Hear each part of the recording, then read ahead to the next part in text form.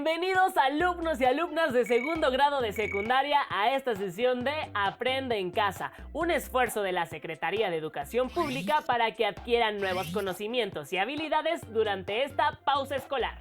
En cada sesión tenemos un acercamiento a los contenidos de las asignaturas que estudian en la escuela.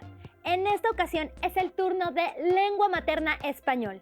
Antes de iniciar, los invito a anotar las ideas principales y las preguntas que puedan surgir a lo largo de la sesión para que las integren a su carpeta de experiencias y al regresar a clases las presenten a sus docentes y compañeras y compañeros para enriquecer su aprendizaje.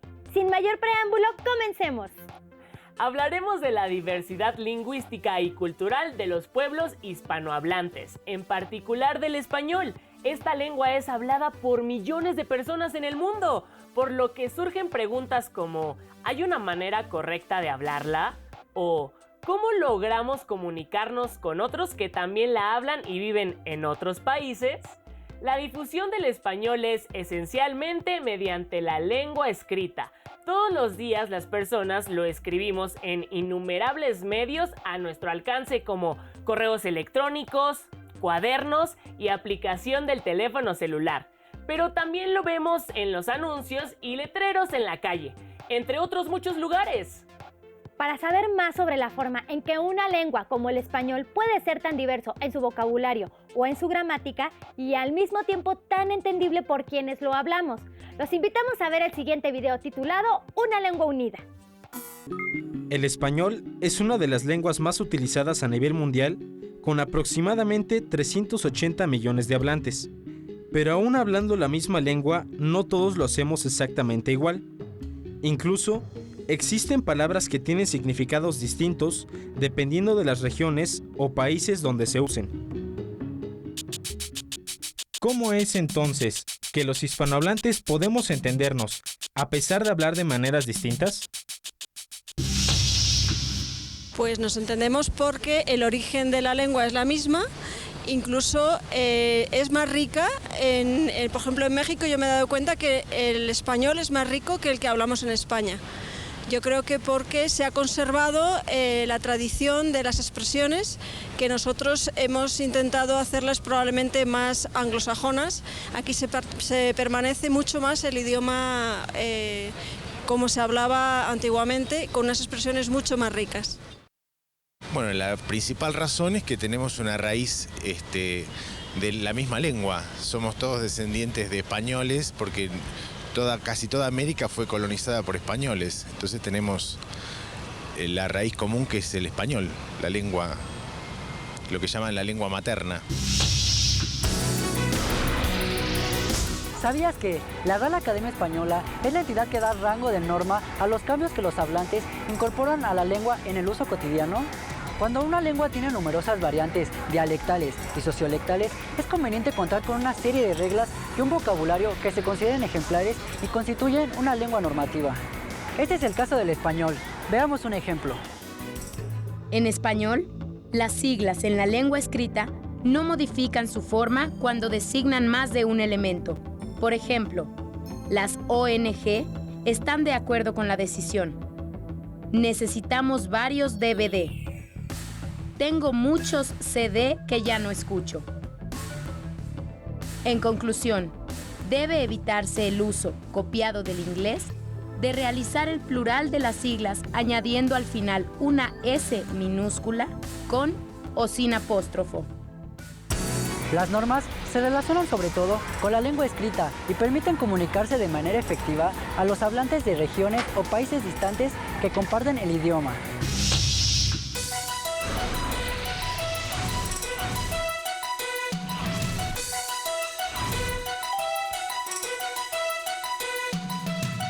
Si te interesa conocer las distintas maneras de hablar el español en las regiones de México, te invitamos a que consultes en la biblioteca de tu escuela el Diccionario del Español Usual en México o algún otro en la biblioteca de tu localidad.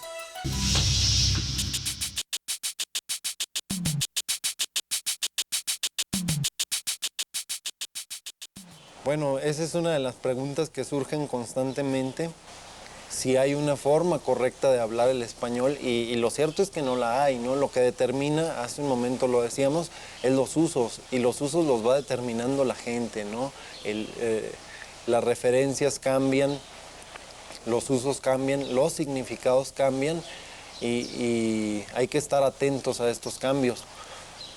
Finalmente, la difusión de estos significados y de estas concepciones es también lo que nos va dando esta cohesión, ¿no? Los sudamericanos pueden usar, por ejemplo, comentamos hace un rato, la palabra cachos en lugar de cuernos. Y sin embargo, si uno como mexicano escucha la frase, el toro tenía cachos muy largos, ¿no? Es fácil entender que se trata de los cuernos. Entonces, siempre el contexto de una palabra que no conocemos nos ayuda a enfrentarnos a esta nueva palabra. Esa es una de las riquezas del lenguaje español. El español es uno de los lenguajes, o una de las lenguas que tiene más sinónimos, y entonces nos encontramos todos los días con palabras que no entendemos, pero podemos enfrentarnos, digamos, a estas lagunas de conocimiento individuales por medio de los contextos. Y por último, ¿cuál es el papel del español escrito como factor de cohesión entre los hispanohablantes? Bueno, uno de las formas principales de intercambiar ideas, de intercambiar experiencias entre las personas son los libros o cualquier otro tipo de texto, ¿no? En otros momentos eran las cartas, las relaciones epistolares, bueno, son tremendamente importantes para la difusión de ideas, ¿no? Actualmente, lo puedes ver, el español escrito sigue con un peso fundamental, no nada más por fenómenos como el internet, ¿no? Que no es más que las cartas de otro modo, claro. Sino hasta con los mensajes de teléfono. Todo el día, los jóvenes sobre todo, traemos los teléfonos en las manos y estamos intercambiando ideas, ¿no? Y estas ideas tienen que expresarse por medio de palabras escritas. La forma en cómo las escribimos determina mucho también la forma en cómo nos interpretamos nosotros mismos, ¿no? Entonces, el lenguaje escrito es una expresión del pensamiento, es el pensamiento traducido en palabras. Entre más rica sea la forma de expresarnos, más rica es la forma de pensar que tenemos. Por eso hay que procurar expresarnos de la mejor manera posible, porque eso digamos que propicia maneras distintas de pensar, formas distintas de ver cualquier fenómeno, y en esa medida pues estamos adquiriendo muchísimos más elementos para enfrentarnos a la realidad. Como vimos, la riqueza del español consiste en la apropiación que los usuarios hacemos de esta lengua. De esta manera, más que pensar en que hay una forma correcta o incorrecta de utilizarla, lo importante es considerar qué usos le damos. Seguramente ya se han dado cuenta que la lengua varía según las características de quienes la usan. Por ejemplo, su grupo social o edad. La lengua española, igual que cualquier otra, también varía según el lugar donde se habla. Si quieren ampliar sus conocimientos acerca de las formas en que la lengua cambia, los invitamos a ver el siguiente material. A 55, mire. Un engaño, mire. Ahí está la orilla, mire. Opera Bolsa Mexicana de Valores con una baja del 0.4%. ¿Quiere de puerco o quiere de res, señora? ¿Qué le doy? Lleva el queso Oaxaca, panela, canasto. ¿Qué le damos? ¿Qué va a llevar? Pásele. Ese edificio es una muestra representativa de una arquitectura decimonónica. Por favor, aváncele, no se puede estacionar enfrente de un banco. Los mentoides que tiene son muy buenos para la garganta. Me ha dado por las pesas y ejercicios. Nos daba 10 surcos, allá se llaman surcos. Digamos, al mismo tiempo que tengo como una doble pertenencia. Cero drogas, cero alcohol, pero sí metal, ¿no? ¿Existe una forma correcta de hablar español? ¿Cuál o por qué? Yo digo que depende de los países y los pueblos, ¿no? Porque acá se dice pues y allá se dice pues, usted, así. Pues yo digo que hay varias de conexiones. Pues yo digo que el correcto pues sería como nos estamos hablando, como te acostumbres, porque hay personas que no pronuncian bien las palabras, ¿no? Ese sería el incorrecto. Depende, porque como ahorita el que se habla es como ahorita estamos platicando, pero también hay otros que está como antes hablaba, ¿no? Que la maya y todo eso. Hay distintos, no nada más está el que ahorita hablamos. Pues sí, existen varias formas de hablar, el inglés, o sea, son distintas formas las que existen, ¿no? Pero, digamos, estamos en México, o sea, están en Libertad, pues se habla español, ¿no? Y solamente tenemos así como que una forma correcta de hablar que es el español. Entonces, o sea, hay personas que tuvieron, o sea, hace tiempo vivieron, o sea, ellas conocieron distintas formas de hablar, como el latín, el maya, así, ¿no? Tantas formas de hablar. Y pues ahorita, o sea, nosotros estamos así como que en nuestra época, ¿no? Y tenemos el español, y, o sea, ese es el correcto, ¿no? Bueno, cada quien habla a su forma de ser, a su forma de vivir. Y todas las personas hablan diferente, aunque las personas quieran decir que tenemos una forma de hablar correctamente, eso no es verdad, porque ellos hablan de una forma y van a otros lugares y hablan diferente. Podemos identificar a las personas de diferentes regiones o ciudades por su manera de hablar. Así, reconocemos cuando alguien proviene de Monterrey, Mérida o el Distrito Federal. A las variedades de una lengua que se localizan en diferentes ámbitos geográficos se les llama dialectos. Por otro lado, a las variedades de una lengua propias de diferentes ámbitos sociales de una comunidad lingüística se les llama jergas o sociolectos. Por ejemplo, las expresiones que usa un médico son distintas a las que usa un abogado y las personas de las ciudades no hablan igual a las del campo. Los registros léxicos son variedades lingüísticas que una persona emplea en diversas situaciones sociales. Seguramente hablas de manera distinta con tus amigos que con tus padres o maestros. La forma de usar el lenguaje depende de muchos factores, como son la edad, el género, el nivel de escolaridad y las tendencias o modas, entre otros.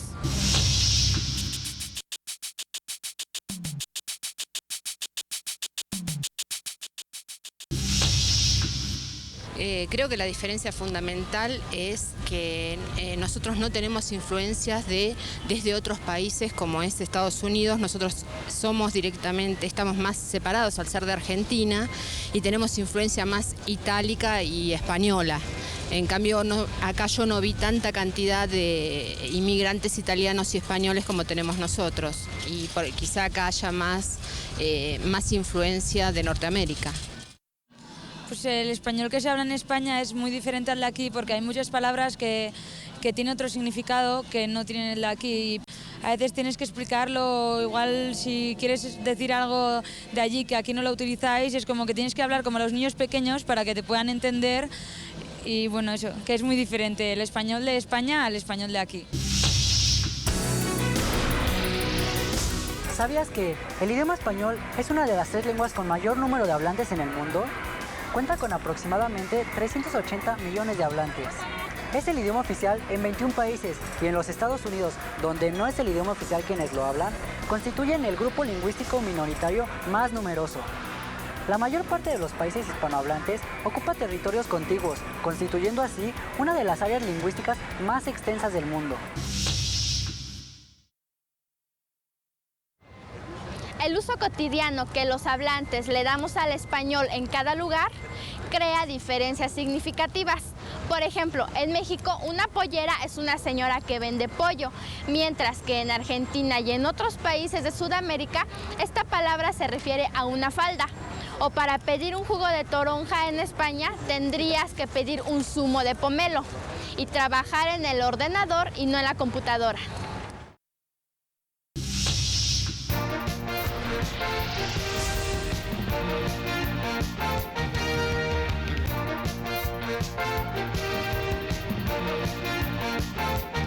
Para saber más sobre regionalismos, te recomendamos visitar las siguientes direcciones electrónicas.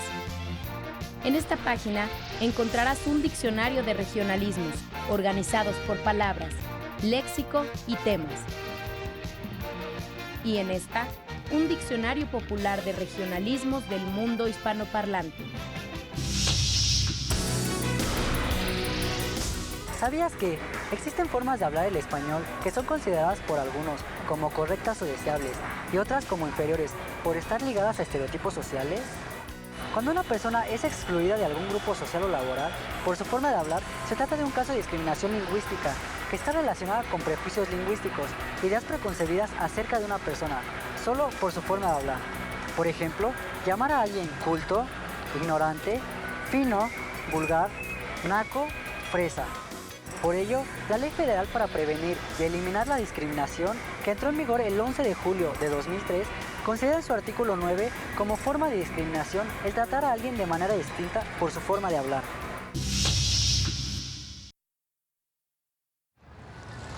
Como hablantes de la lengua española, compartimos nuestro idioma con la mayoría de los países de Latinoamérica, España y con la población hispanohablante de otros países del mundo. Nuestra lengua está viva y se transforma porque millones de personas la usamos diariamente para trabajar, aprender y convivir.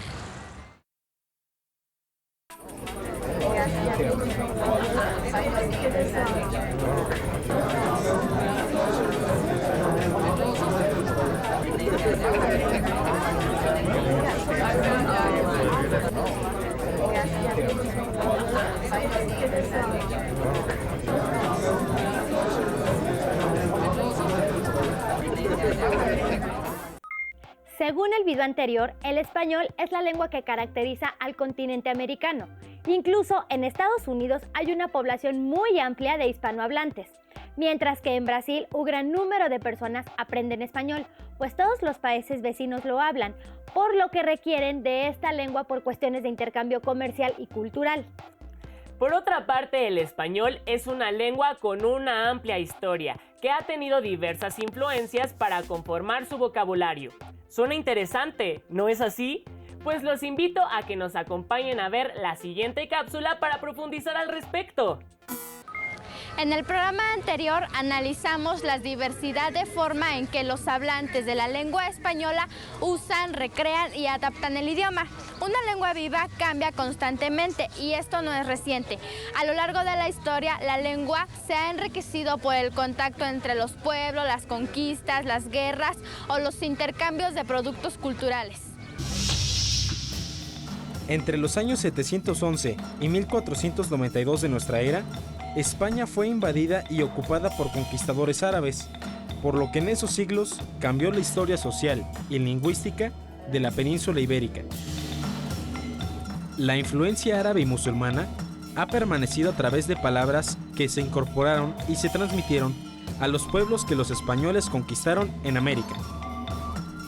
Ojalá, alcohol, tarea, almohada, acequia, aljibe, noria, alcachofas, alubias, zanahorias, Guadalupe, Guadalquivir, alfombra, alelí, azucena, alfiler, marfil.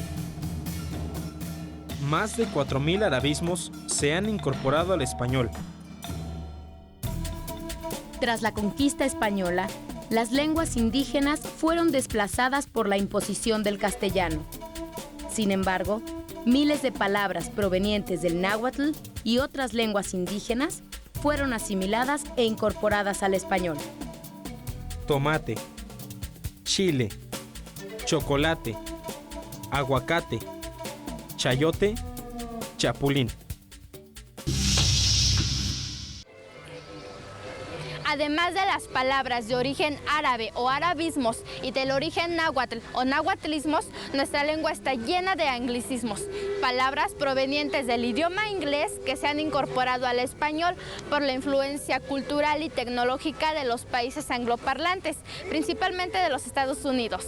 Los anglicismos y otros extranjerismos vienen a cubrir las necesidades de los hablantes para expresar conceptos para los cuales no existen palabras en español. Se trata de una clase de neologismos, o sea, palabras de nueva creación dentro de un idioma que pasa por una adaptación fonética y ortográfica. Algunos ejemplos son fútbol, hippie, ok, chat, jazz, champú y show. nos dejaron como tarea investigar sobre las diversas formas de hablar el español, tomando en cuenta la influencia de los indigenismos y extranjerismos. El maestro nos explicó diversas formas en que podemos obtener la información.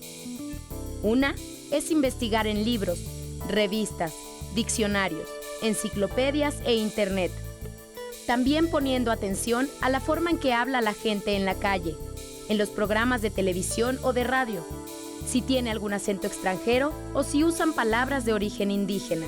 Otra forma es investigar por medio de entrevistas con personas de la comunidad, de otras localidades, países o etnias.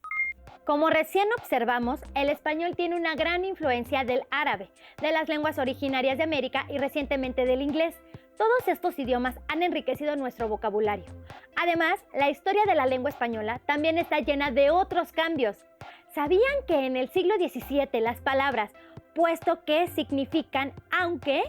Las lenguas también cambian en sus sonidos. Por ejemplo, el sonido de la letra J no existía en el siglo XV, por lo que una palabra como el verbo dijo se pronunciaba dicho y se escribía con X. Lo que han visto en estos minutos les puede ayudar a reflexionar sobre las diversas ideas. Por ejemplo, ¿han leído alguna obra de teatro, novela o poema en español de otras épocas? ¿Qué les resultó fácil de leer y qué se les dificultó? ¿Pueden identificar entre las personas que los rodean a quienes comparten rasgos en común en su forma de hablar nuestra lengua, ya sea por su actividad o edad?